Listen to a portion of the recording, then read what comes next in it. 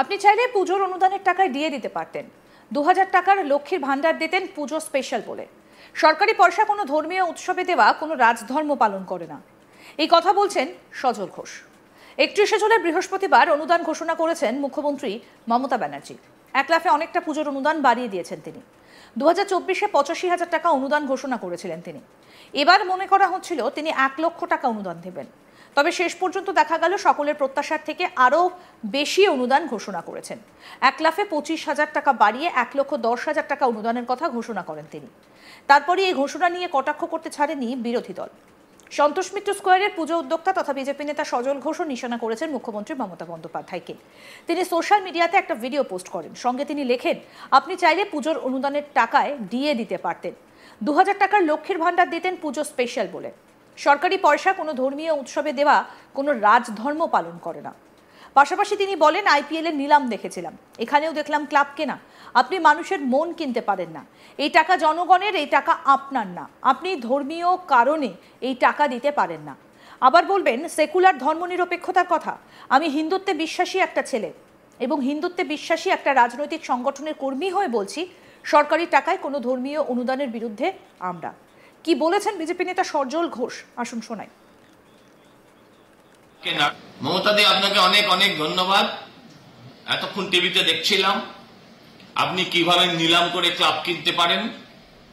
হ্যাঁ, আমরা আইপিএল এর নিলাম দেখেছিলাম ক্লাব কেনার, এখানেও দেখলাম 85, আচ্ছা 90, তাতেও হবে না 95, 1 লাখ। সবাই বললে হাততালি দিয়ে, হ্যাঁ 1 লাখ, সবাই তো তাই জানতো। বললো না 1,10,000 ডান, হাতুড়ি মেরে দিল। এই হাতুড়িটা আসলে যারা ডিএ চেয়েছিল, মুখ্যমন্ত্রী বলেছিলেন ডিএ দিতে গেলে সরকারের কোমর ভেঙে যাবে, তাদের মাথায়। এই হাতুড়িটা যারা চাকরি হারা হয়েছে অথচ যোগ্য ছিল, এই হাতুড়িটা তাদের মাথায়। মুখ্যমন্ত্রী, আপনি ক্লাব কিনতে পারেন, কিন্তু আপনি মানুষের মন কিনতে পারবেন না। এই টাকা জনগণের, এই টাকা আপনার নয়। আপনি এইভাবে ধর্মীয় কারণে আবার বলবেন সেকুলার, আবার বলবেন ধর্মনিরপেক্ষতার কথা। আমি হিন্দুত্বে বিশ্বাসী একটি ছেলে এবং হিন্দুত্বে বিশ্বাসী একটি রাজনৈতিক সংগঠনের কর্মী হয়ে বলছি যে সরকারি টাকায় কোনো ধর্মীয় অনুদানের আমরা বিরুদ্ধে বিরুদ্ধে এবং বিরুদ্ধে। এই টাকা মুসলমানের, এই টাকা শিখ, ইসাই, খ্রিস্টান, সমস্ত আপনি যে সবগুলো বলেন তাদের সকলের টাকা, তাদের টাকা নিয়ে দুর্গাপুজোকে দেবেন, এই জিনিস আমরা চাই না। আপনি গতকাল একজন অনাবাসী বাঙালিকে, যেটা আপনি মিথ্যে টুইট করেছিলেন, সেই মিথ্যে টুইটের কে সত্যি প্রমাণ করার জন্য যখন দিল্লি পুলিশ আপনাকে বেনাকাব করে দিয়েছিল, আপনি তাদের নিয়ে এসছেন হাওড়া স্টেশন থেকে, আপনার ববিয়াকে সিকিউরিটি দিয়ে হুটার বাজিয়ে যাদের নিয়ে এসে প্রেস কনফারেন্স করেছিলেন। আপনি তো ওদেরও প্র্যাকটিক্যালি অন্ন কাটলেন না। ওরা তো দিল্লিতে বসে নিজের পেটের অন্নটা জোগাড় করছিল, আপনার ট্র্যাপে পড়ে সেটা গেল। আমি বলি কি, এই আমাদের টাকাটা আপনি ওনাকে দিয়ে দিন, ওদের ফ্যামিলিকে দিয়ে দিন, ওদের পরিবারটা বাঁচুক। আপনার এই যে 80 সিএসসি, এবার তোমরা 80% ডিসকাউন্ট। আমি বলে দিচ্ছি, আমি জ্যোতিষী নয়, কিন্তু আপনাকে যতটা চিনেছি তার থেকে বলতে পারি, সামনেবার নিশ্চিত আপনি পুরো ইলেকট্রিসিটি ফ্রি করবেন। ইলেকট্রিসিটি ফ্রি হবে পুজো কমিটির। হ্যাঁ, তারা আপনাদের কোটি কোটি টাকা ইলেকটোরাল বন্ডে দেবে, আবার এই টাকাটা উসুল করবে কিন্তু আপনার, আমার, আমাদের সবার পকেট থেকে। এটাও আমরা জানি। তাই আপনার এই ভণ্ডামি, হ্যাঁ, আর একবার আমরা দেখব, এটাও জানি। হয়তো আর একবার দেখব, কিন্তু বারবার আর দেখাতে পারবেন না। আপনি ভালো থাকুন, আপনার পুজো ভালো কাটুক, এই আবেদন রাখছি। প্রসঙ্গত বলি, পুজোর অনুদান ঘোষণার আগে মজার ছলে মমতা বন্দ্যোপাধ্যায় সকলকে প্রশ্ন ছুড়ে দেন, গত বছর 85,000 দিয়েছিলাম, এবার 90,000 করি। তারপরে তিনি বলেন 90, 95, 1, তারপর তিনি ঘোষণা করেন 1,10,000 টাকা অনুদানের। কি বলেছেন গতকাল মমতা ব্যানার্জি নেতাজি ইন্ডোর স্টেডিয়ামে, এবার সেটা শোনাই। আগের বার 85,000 দিয়েছিলাম, এবার 90 করি।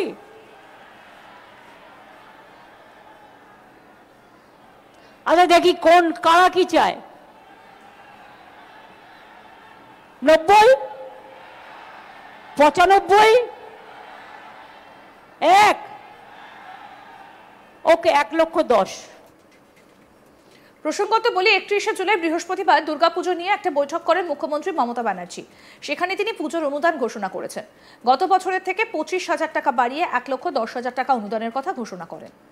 পাশাপাশি তিনি পুজো সম্পর্কে প্রয়োজনীয় বেশ কিছু নির্দেশ দেন। তিনি বলেন পুজোর সময় পরিবহন দপ্তরকে বেশি গাড়ি চালাতে হবে। মুখ্য সচিব মেট্রোর সঙ্গে কথা বলবে যাতে বেশিক্ষণ পর্যন্ত চালানো যায়, লোকাল ট্রেনও যেন বেশিক্ষণ পর্যন্ত চলে, সেই আবেদন করেছেন মমতা। হাসপাতালগুলিকেও প্রস্তুত রাখার পরামর্শ দিয়েছেন। তিনি আরও বলেন এমন কোনো থিম করবেন না যাতে পদপিষ্ট হবার সম্ভাবনা তৈরি হয়।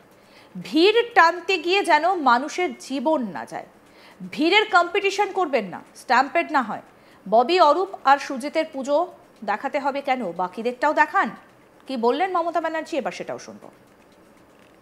পুজোর দিনগুলো তো আপনাদের মণ্ডপে কোটি কোটি মানুষ আসেন, অনেক ইন্টারন্যাশনাল মানে আন্তর্জাতিক লেভেল থেকে অনেকে আসে, আপনারা জানেন না, পরিচয় হয়তো বুঝতে পারেন না। তাছাড়া সারা ভারতবর্ষ থেকেও আসে।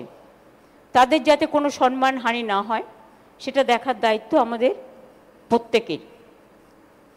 প্রাঙ্গণে রাজ্য সরকারের জনকল্যাণমূলক ও জনস্বাস্থ্য সম্পর্কিত এবং পুজো প্যান্ডেলে কে কী করবেন কে কী করবেন না সেরকম একটা গাইডলাইন্স থাকলে মানুষও সেটাকে ফলো করতে পারে। বিভিন্ন হোর্ডিং, ব্যানার যেন ক্লামজি না হয় কিন্তু সুদিং হয়, সেটা দেখে নিতে হবে। দুর্গাপুজোর সময় ভিড়ের কথা মনে রেখে ট্রান্সপোর্ট ডিপার্টমেন্টকে বেশি গাড়ি চালাতে হবে। বেশি গাড়ি চালানো মানে বেশি গাড়ি নিয়ে আসা নয়, ফ্রিকোয়েন্সি বাড়াতে হবে। আমি সিএসকে বলবো মেট্রোর সাথে কথা বলছে যাতে ওরা ফ্রিকোয়েন্সি বাড়িয়ে মেট্রোটা সারাক্ষণ চালায় এবং বিশেষ করে লোকাল ট্রেন যেগুলো আছে, নর্থ 24 পরগনা, সাউথ 24 পরগনা, যেগুলো অ্যাডজেসেন্ট কানেক্টেড, সেগুলো যেন একটু বেশিক্ষণ পর্যন্ত চলে যাতে লোক বাড়ি ফিরে যেতে পারে যথাসময়ে। কোনো রকম কোনো ঘটনা ঘটে গেলে হসপিটালগুলোকে অ্যালার্ট থাকতে হবে, অ্যাম্বুলেন্সগুলো রেডি করতে হবে। আমি অলরেডি এমপিল্যাড থেকে প্রায় 300 আইসিসিউ অ্যাম্বুলেন্স করে দিয়েছি, এখনও উদ্বোধন হয়নি কিন্তু রেডি প্রায় হওয়ার মুখে। কাজে সেগুলো কাজে লাগানো যেতে পারে, তাতে এক্সরে মেশিন থেকে শুরু করে অক্সিজেন সিলিন্ডার সব কিছুই আছে। ভেহিকেল মুভমেন্ট এটা অবশ্য পুলিশ খুব ভালো সামলায়, কিন্তু সামলায় বলে আমি এখনই অ্যাপ্রিসিয়েট করব না। যেটা আগে পর্যন্ত হয়েছে অফকোর্স আমি করব, এবারেও কিন্তু সেটা করতে হবে। এবং পুজো কিন্তু দেখার মরশুম এবার তাড়াতাড়ি পড়বে, তার কারণ যেহেতু বিশ্বকর্মার দিন থেকে 17 তারিখে বিশ্বকর্মা পুজো কিনা আমি জানি না, 17 সেপ্টেম্বর জেনারেলি হয়, 21 তারিখে হচ্ছে মহালয়, আর আমি তো মহালয়ের আগে থেকে পুজো উদ্বোধন করতে শুরু করি।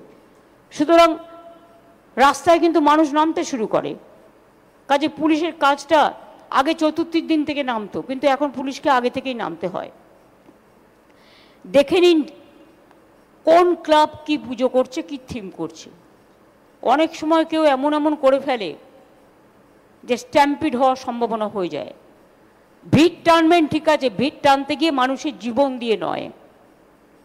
আর কিছু টিভি মিডিয়াকেও আমি রিকোয়েস্ট করব, ওর ওখানে কত ভিড় আর ওর ওখানে কত ভিড়, ভিড়ের কম্পিটিশন না করে আপনারা মানুষ দেখান, এবং যাতে কেউ কোনো স্ট্যাম্পিডের মধ্যে না পড়ে।